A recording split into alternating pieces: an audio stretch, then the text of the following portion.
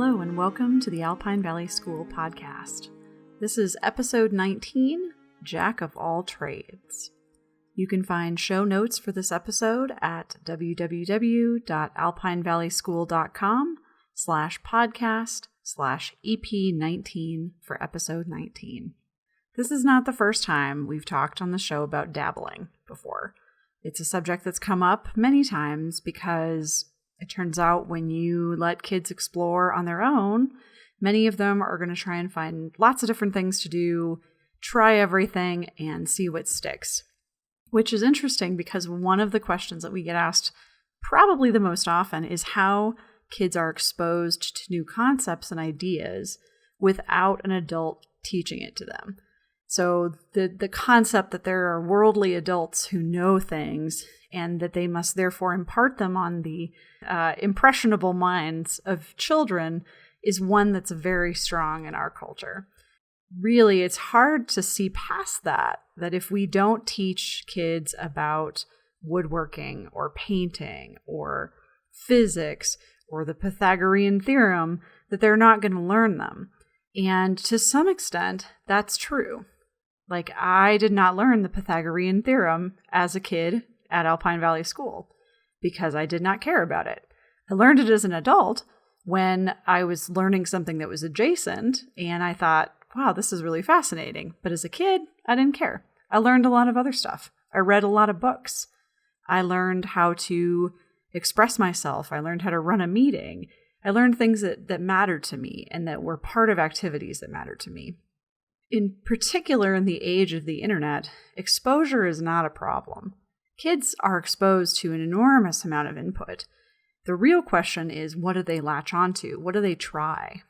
And at our school, they have the freedom to try all sorts of different things. Almost anything they want to do, as long as they're not burning the building down or hurting anybody. They can pretty much give it a shot. And they can see what fits. Try everything and find out what strikes that chord inside of you that you know is something that's going to stick. For me, it was writing and storytelling. And you've heard from all of the different graduates on this show what their thing was, what their interest was that really started to spark their passion. And in many cases, these are things that they've carried with them for the rest of their lives. Beyond that, kids get to see what other people are interested in. They get to share in those experiences vicariously, even if they aren't the one instigating it. So, for example, right now we have a student who's very interested in costuming and builds these incredible animal suits. And just by virtue of that activity that she's sitting and doing, she's drawn in kind of an orbit of a number of students who just like to watch her work and talk to her about what she's working on, and have started to get interested in this costuming business just by virtue of watching her. So those things happen as well. The main point that I want to make about exposure and about activities is that kids do get exposed to a lot of things. They do learn a lot of things. It does happen. It just takes time, and it isn't always obvious. We don't have the tests that you can take home at the end of the day and say you got an A, that you could write a book report on The Great Gatsby and it was representative of the narrative. We don't have that. What we have is sometimes physical, a costume, for example, or a story. Sometimes it's technological. It's a computer that the kids built. It's a game that they built something in. It's a game they designed. But there's not the tangible, did they score well on the state test, which has become the barometer of whether or not anyone is learning. I'm here to tell you it's not the only way. And I think you'll find that after hearing my guest today, you may agree with me. My guest today is Andreas Suter, who is, to me at least, the ultimate jack of all trades. He has tried so many things. He is very handy with tools. He's good at woodworking. He's a home brewer. He works on computers, has incredible technological skills. He's a performer, and he slaughters his own meat that he raises himself. So you can pretty much say that he's done a lot of things. He's been exposed to many, many ideas, and he's on the show today talking to us about how he spent his time at school doing all of these different things, in addition to learning to stand up for himself after he spent most of his young life unschooling at home. So he didn't have that social exposure necessarily until he came to AVS, and he talks about kind of how that experience was for him. I think you're really going to like it, so here we go. Hi, Andreas. Thanks for being on the show. Thanks for inviting me. Would you start by introducing yourself? Yeah, absolutely. I'm Andreas Suter. I graduated Alpine Valley in 2008, and I live west of Denver in Pine with my wife and fellow graduate Aubrey. And we have dogs and a rotating variety of livestock. So how old were you when you first came to AVS? Do you remember? I believe I was 13, and my brother and sister came about that time as well, or the same time that I came. And do you remember how old they were? My brother was 10, and my sister was 8 years younger than me. So whatever that math was. Do the math at home, people. That sounds good. Okay, thank you. I know that sometimes it's hard to remember. Like, I don't remember how old my sister was when I started. So, so what had you been doing before for school, since you were kind of on the older end? Yeah. Before AVS, I was homeschooled, or I guess unschooled more like. We occasionally had a curriculum that we followed, and we did cursive practice and math. But by and large, we just played outside. We lived in Bailey on about an acre of land and just played outdoors most of the time. So kind of my education.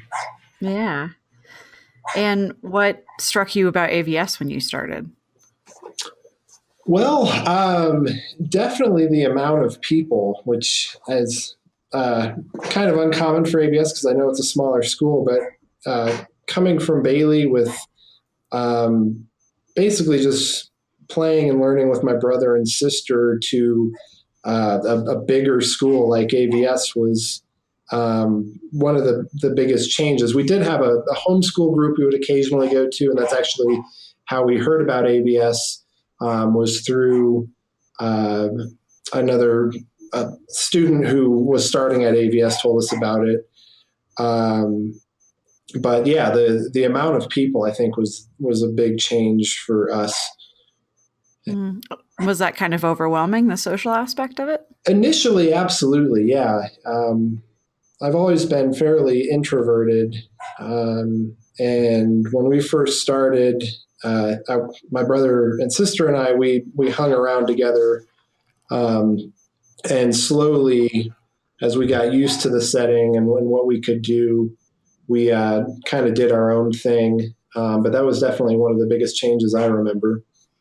Yeah, I bet. Do you have like a specific memory from that time? Like of something that really stands out in your mind from when you first started? Yeah, I do. So I have a couple kind of during the interview that we did, even before we started school. I remember some chickens in the sandbox, which I don't know where they were from, but what? Yeah, there were two chickens, and I thought that was unique. And then I remember Ethan and Ellie Welshon, who were young, a lot younger at that time, running around into the sunny room. But yeah, those are some of my earliest memories. And then I remember, I don't think I've ever told this, but like the first week when we had I forget what day it was, but it was chore time. I knew that there was a sign-up sheet, and I knew that there was a checkbox, but I didn't realize that there was a chore checker. So I forget what chore I did, if it was vacuuming the main room, but I, after vacuuming, went up to the list and checked my name off because I was done with that chore. You checked your own chore. Yeah, exactly. And only later realized that that was not actually what I should have done. So. Oh, that's funny. And I'm sure no one even noticed. I don't think so. I was very proud with my. Yeah. And you actually did it, which is good. Yeah. I thought it was just a kind of an agreement we had. So. Yeah, the honor system. Yeah, precisely. That's funny. And funny mentioning the chickens, because when you said that, I initially reacted with like, what? And then I remembered that we had neighbors that had chicken and they would get out all the time. Yeah. And yeah, there was great fun to be had trying to catch them to return them to their home. Yeah. I remember kind of touring the exterior of the school, and there were a couple chickens scratching on the sand. And I thought that was pretty unique. Yeah, some people might have been turned off by that. Yeah, maybe so. So when you were a student, you were a student for quite some time, since you were 13 and you graduated in 2008. So what kind of things did you do at school?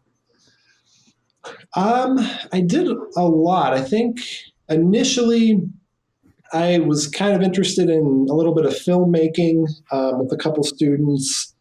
There was a Dungeons and Dragons group that started up that I played throughout my time at AVS, I want to say. Tag, of course, was huge, all variants of that. We had a physics class towards the end of my time there.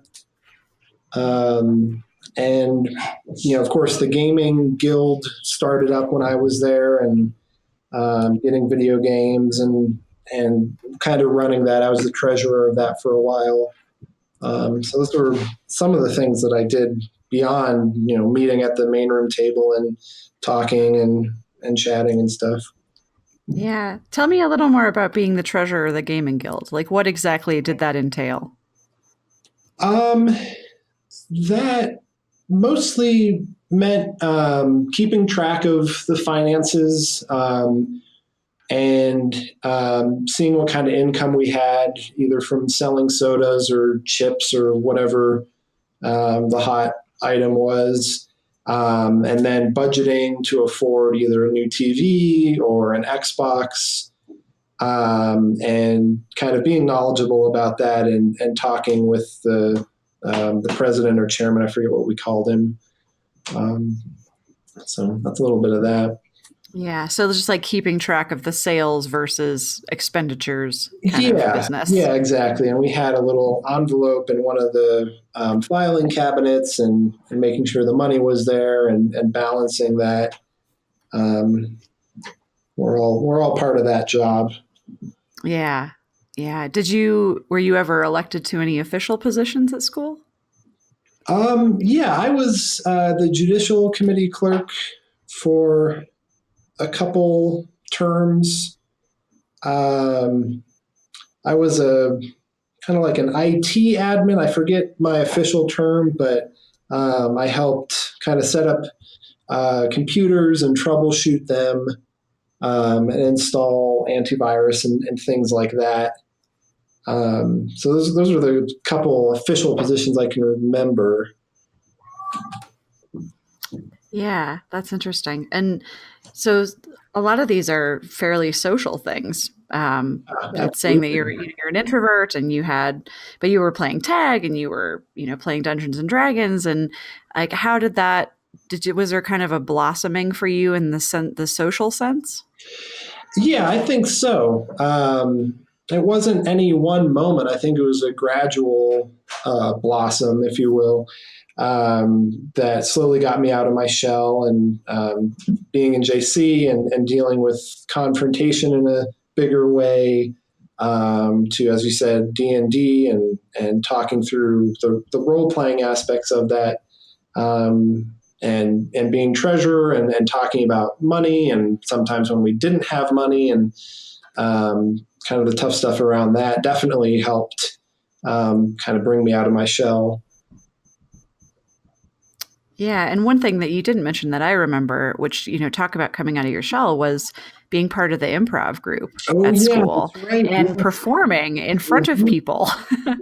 Yeah, absolutely. I like making people laugh, and that was an easy way to get to make that happen. So that was a lot of fun. Yeah, awesome. So now that you're an adult and you can look back with the benefit of hindsight, Mhm. do you think that you gained anything from spending your time in those ways? Oh, absolutely. Yeah, I'm who I am because of it. In every small way,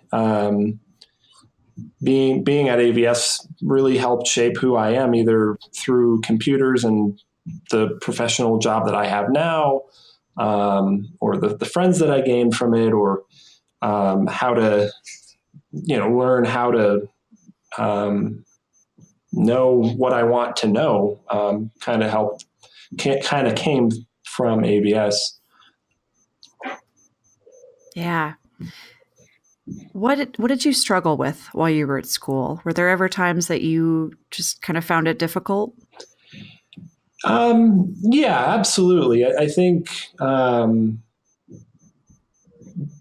before I really voiced my opinion, I tended to go with the flow a little bit more, and maybe um, decisions that involved me, I didn't really have as much input as I might have wanted.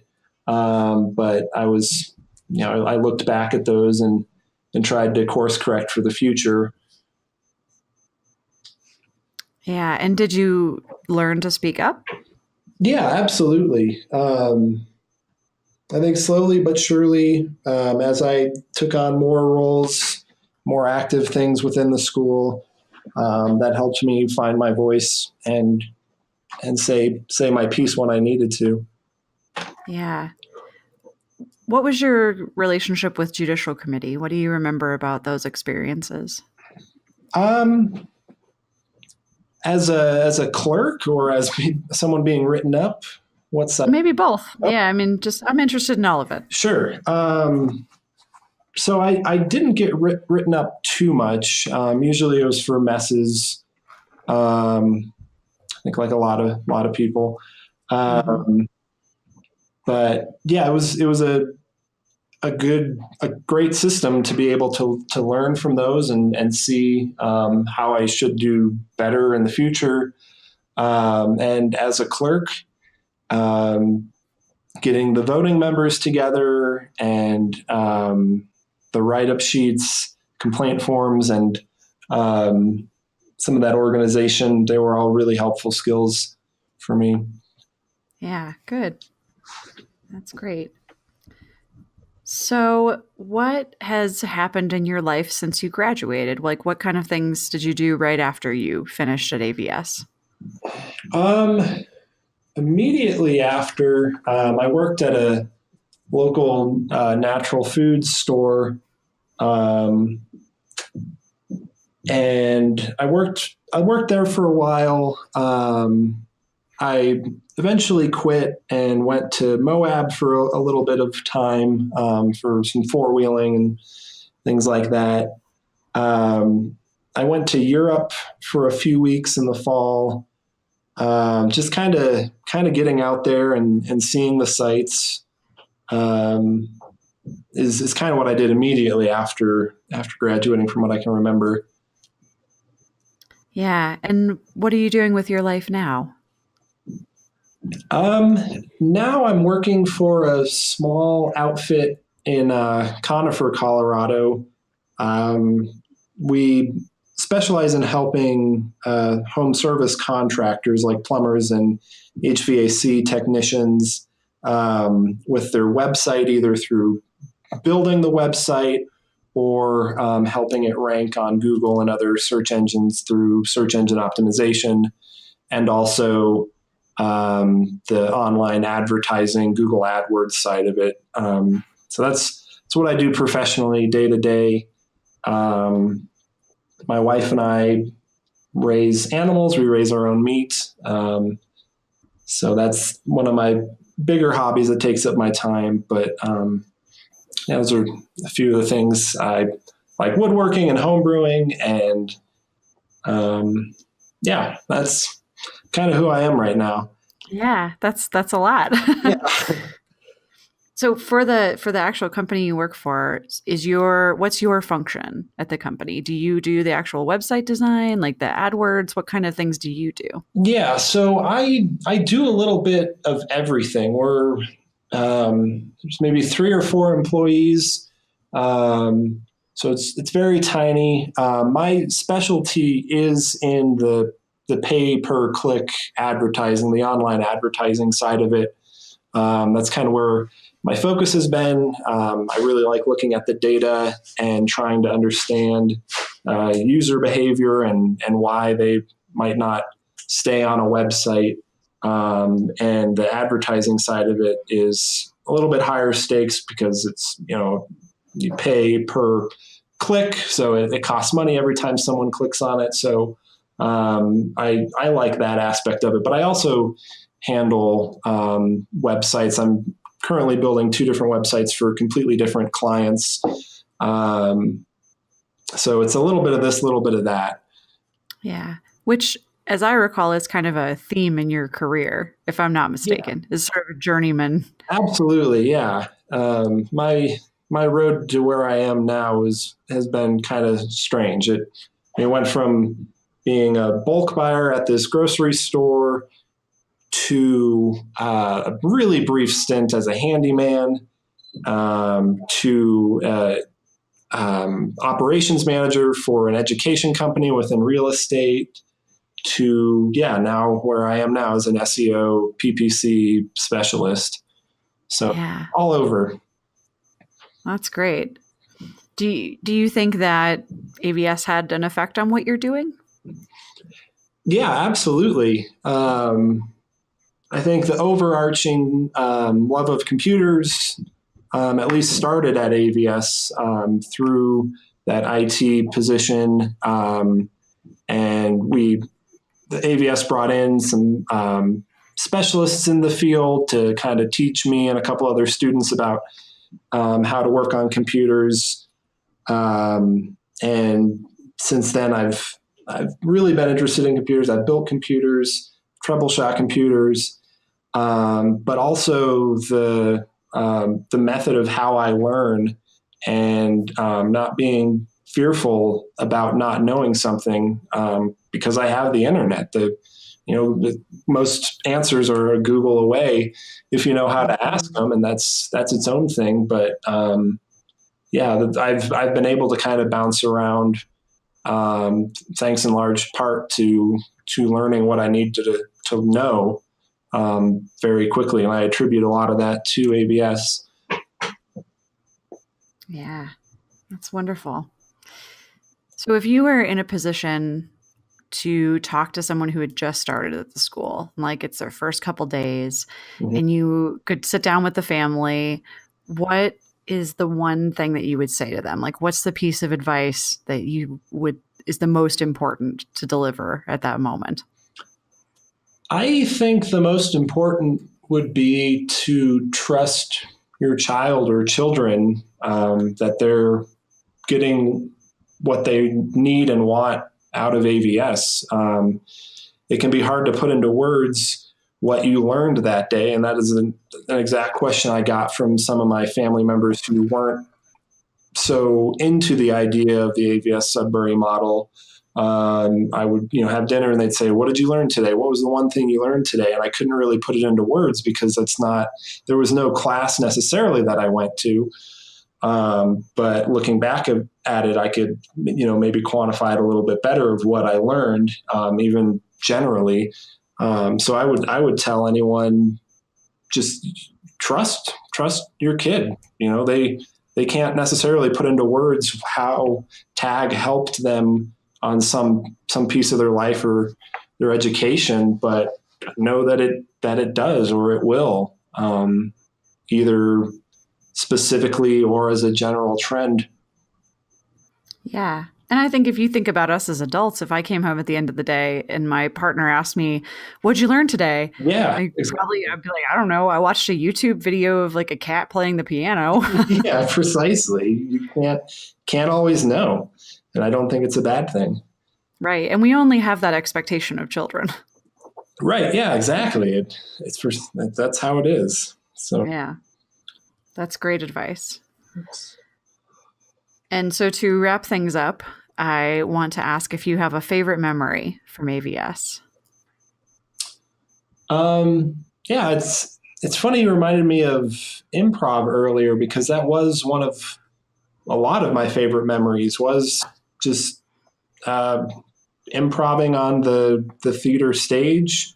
Sometimes to a couple kids. Sometimes I think we did it for a talent show or two. We even did it for a graduate's day early on because it was in such Oh high. man, you're right. I forgot about that. Yeah, it was just completely impromptu. Imagine that. But yeah, it was a lot of memories. I can't remember specifics. They were always just off the wall ideas, but laughing and thinking on my feet. Those were definitely some of my best memories. Was improv. Mm, that's wonderful. And I don't know if you've heard the episode with Brandon Murphy, but his favorite memory from AVS was watching us do improv. And you were one of those people. Yeah, glad to hear it. So it had an effect, obviously. It's great. Yeah. Well, wonderful. Well, I really appreciate you coming on and sharing everything. It's been great. Absolutely. Thank you.